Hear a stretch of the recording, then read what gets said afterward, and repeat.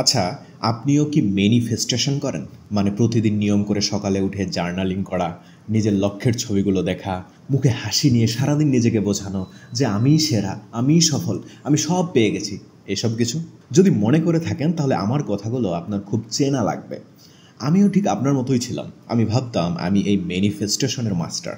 বছরের পর বছর ধরে এই সব করে গেছি। আমার রুমের দেওয়ালে ভীষণ বোর্ড লাগানো ছিল, যেখানে বিলাসবহুল গাড়ি, সুন্দর বাড়ি এবং একটা বিশাল ব্যাংকের স্টেটমেন্টের ছবি ছিল। আমি ভাবতাম এই তো, আর কয়েকদিন পরেই সব সত্যি হয়ে যাবে। কিন্তু সত্যিটা হলো দিন, মাস, বছর চলে যাচ্ছিল আর আমি নিজেকে আরও বেশি হতাশ, আরও বেশি খালি, আরও বেশি গরিব মনে করতাম। মনের মধ্যে একটা চাপা কষ্ট কাজ করতো। মনে হতো কোথাও একটা ভুল হচ্ছে, কিন্তু সেটা আমি ধরে রাখতে পারছিলাম না। আর আমি যখন এই ভুলটা ধরতে পারলাম তখন আমার জীবনে ম্যাজিক শুরু হয়ে গেল। আর আজকে আমি সেই আসল রহস্যটা আপনাদের সাথে শেয়ার করব, যা আপনার পুরো চিন্তা ভাবনাটাকেই পাল্টে দেবে। বেশিরভাগ মানুষ ভাবে ম্যানিফেস্টেশন মানে শুধু একটা ভিশন বোর্ড বানানো, আর সেটাকে বলা হয় ভিশন বোর্ড ম্যাজিক। কিন্তু আমি বলি এটা হচ্ছে একটা বাড়ি তৈরির প্রথম ধাপ, যেখানে আপনি শুধু বাড়ির দেওয়াল আর জানালাগুলো সাজিয়েছেন। কিন্তু একটা মজবুত বাড়ি তো শুধু দেওয়াল আর জানালা দিয়ে হয় না, তার একটা মজবুত ভিত্তি দরকার। ম্যানিফেস্টেশন শুরু হয় আপনার সেই ভেতরের ভিত্তিটা নিয়ে কাজ করা দিয়ে, আর সেই ভিত্তিটার নাম হলো আত্মসচেতনতা। ভিশন বোর্ড নয়, আত্মসচেতনতা। আপনারা হয়তো ডক্টর টারা সোয়ার্টের নাম শুনেছেন। তিনি একজন বিখ্যাত নিউরোসায়েন্টিস্ট। তিনি একটা দারুণ কথা বলেছিলেন, আপনি আপনার মস্তিষ্কের ক্ষতিগুলোর উপর ভিত্তি করে অন্য মানুষকে আকর্ষণ করেন। কথাটা শুনে আমার তো মাথা ঘুরে গিয়েছিল। ভাবুন তো, আপনার ছোটোবেলায় হয়তো আপনার বাবা মা আপনাকে বকা দিয়ে বলেছিল তুই কোনো কাজেরই না, বা হয়তো একটা সম্পর্কে আপনার সাথে বিশ্বাসঘাতকতা করা হয়েছিল। এই যে ঘটনাগুলো আপনার মনের মধ্যে একটা গভীর ক্ষত তৈরি করে রেখেছে, আর আপনার মন তখন সাবকনসিয়াসলি একটা সিদ্ধান্তে পৌঁছায়, আমি ভালোবাসার যোগ্য নই, অথবা টাকা রোজগার করা আমার পক্ষে খুবই কঠিন।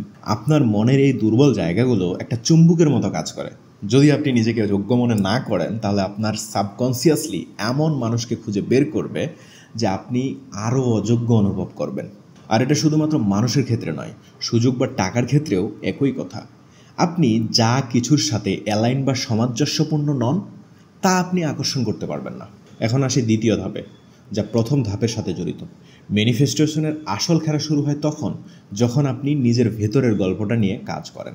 আপনার গল্পটা নতুন করে লিখুন। আপনার ভেতরের গল্পটা কি?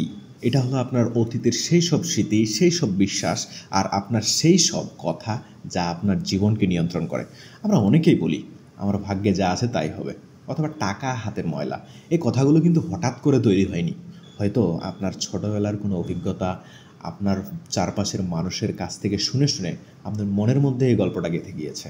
এখন আপনার কাজ হলো আপনার সেই অতীতের গল্পটাকে নতুন করে লেখা। ছোটোবেলায় আপনার টাকার ব্যাপারে কী ধরনের অভিজ্ঞতা হয়েছিল, কোন সম্পর্ক ভেঙে যাওয়ার পর আপনার মনে কী ধরনের বিশ্বাস তৈরি হয়েছিল, সেই স্মৃতিগুলো এখন আপনার কাছে ব্লুপ্রিন্ট। আপনাকে সেই ব্লুপ্রিন্টকে নতুন করে ডিজাইন করতে হবে। আপনাকে বলতে হবে, হ্যাঁ, আমার অতীতে অনেক কষ্ট ছিল, কিন্তু আমি সেই কষ্ট থেকে শিখেছি, আর এখন থেকে আমি একটা নতুন অধ্যায় লিখব। এবার আসে সবচেয়ে গুরুত্বপূর্ণ একটা ব্যাপারে, যা অনেককেই তাদের স্বপ্নের জীবন থেকে দূরে রাখে। ভালো আর অভাবকে এক করে ফেলবেন না। আমরা অনেকেই একটা ভুল বিশ্বাস নিয়ে চলি, ভালো মানুষ কখনো ধনী হতে পারে না, বড়লোক হলেই খারাপ হয়।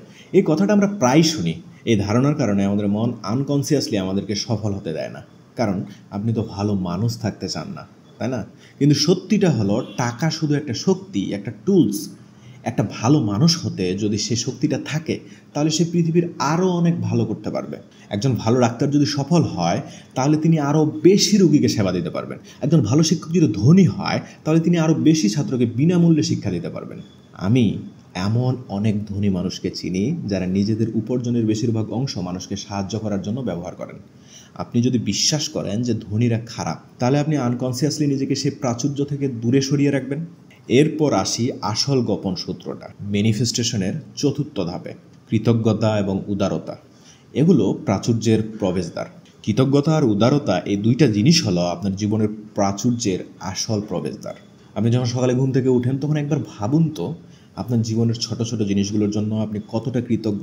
এই যে আপনি সুস্থ আছেন, আপনি প্রতিদিন ভালো খাবার পাচ্ছেন, আপনার মাথার উপর একটা ছাদ আছে, এই সব কিছু কিন্তু এক ধরনের প্রাচুর্য।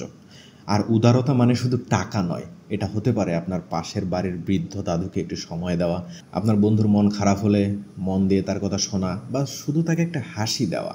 যখন আপনি এই ছোট ছোট কাজগুলো করেন তখন আপনার ভেতরে একটা অন্যরকম শক্তি বের হয়। আপনার মস্তিষ্ক তখন আরও বেশি প্রাচুর্য অনুভব করে, আরও বেশি ভালোবাসা, আরও বেশি সুযোগ আকর্ষণ করা শুরু করে।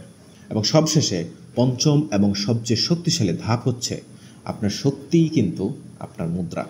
মায়া অ্যাঞ্জেলির একটা কথা আছে, মানুষ ভুলে যাবে আপনি কি বলেছিলেন, মানুষ ভুলে যাবে আপনি কি করেছিলেন, কিন্তু মানুষ কখনো ভুলবে না আপনি তাদের কেমন অনুভব করিয়েছিলেন। আমার ছোটবেলায় আমি খুব লাজুক এবং সাধারণ ছিলাম, নিজেকে কখনো স্মার্ট মনে করতাম না, কিন্তু যখন এই কথাটা শুনলাম তখন বুঝলাম আমার একটা সুযোগ আছে। আমি হয়তো সবচেয়ে বুদ্ধিমান বা সবচেয়ে প্রতিভাবান নই, কিন্তু আমি এমন একজন হতে পারি যে অন্যদের ভালো অনুভব করাতে পারি। আপনার শক্তিই হলো আপনার মুদ্রা। আপনি যখন সবার সাথে কথা বলেন তখন আপনার ভেতর থেকে কেমন শক্তি বের হয়, সেটা কি হতাশার নাকি আশার? আপনার ভেতরের শক্তিটা যখন ভালো থাকে তখন আপনার চারপাশের মানুষ আপনার প্রতি আকৃষ্ট হয়, আপনার সুযোগ তৈরি করে দেয়, তারা আপনাকে জিততে দেখতে চায়। তাহলে শুধু একটা ভিশন বোর্ড না বানিয়ে নিজের ভেতরের গল্পটা নতুন করে লেখা শুরু করুন, নিজের মনকে ঠিক পথে নিয়ে যান, কারণ আপনার ভেতরের শক্তিটাকেই আপনার বাইরের বাস্তবতাকে ম্যানিফেস্ট করবে। সফলতার ভিশন বোর্ড তো সবাই বানায়, কিন্তু নিজের ভেতরের গল্পটা বদলে ফেলার সাহস কজনের আছে? আজকে কিন্তু অবশ্যই কমেন্ট করতে ভুলবেন না যে আপনি আপনার নিজের ভিশন বোর্ডটা কীভাবে বানাতে চান। দেখা হচ্ছে পরের ভিডিওতে। আর চ্যানেলটি সাবস্ক্রাইব করতে ভুলবেন না, কারণ এখন থেকে আমি নিয়মিত আপনাদের সাথে হাজির হচ্ছি। ধন্যবাদ।